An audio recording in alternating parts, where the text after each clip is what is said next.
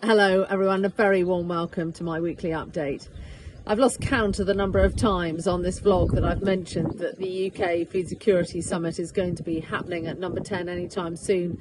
And indeed this week we've had a formal invitation that it will be going ahead on May the 16th. I think it's really important. There are so many opportunities for growth effectively in many of our sectors, but also dealing with the cost inflation challenges that we're facing at the moment, the labour requirements. So bringing in everybody on a whole chain approach is really important to have a strong focus on exports, on the out-of-home market. Don't forget that's 50% of the value of the food market.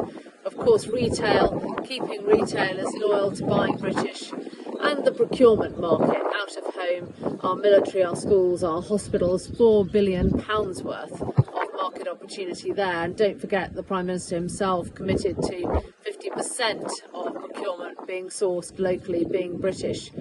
So for me, it really is quite simply about how do we get more British food on our plates at home and abroad. Also this week I had 30 of our MP rural champions come into our London office for a breakfast meeting.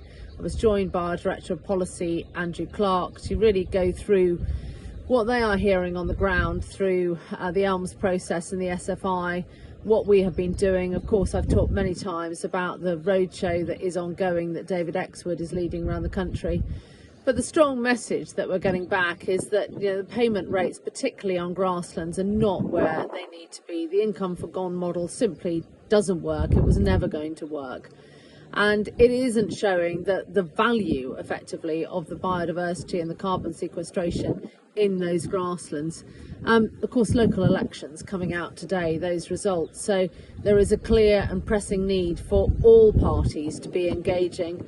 And really, we have, I would say, wasted years to date. We've got to get this right. Time is pressing. The uncertainty, I've just signed off our response effectively on the back of a latest report that we've done looking at the confidence out there. And confidence is really low.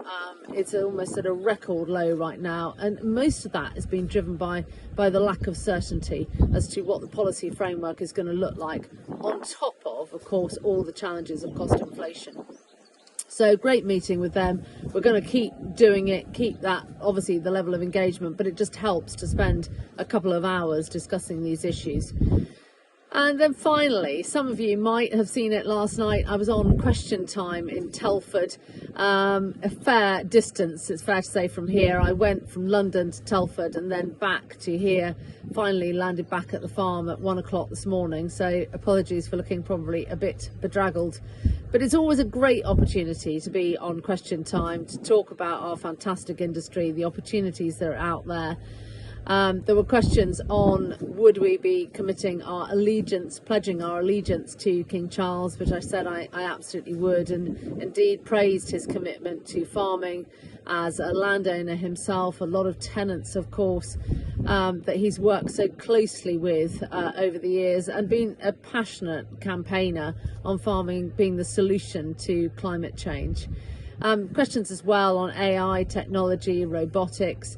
Can we get to a place where we avoid the use of the human hand? I did say we potentially could. The technology was there. It's going to cost a fortune, though, to deliver on it and scale it up.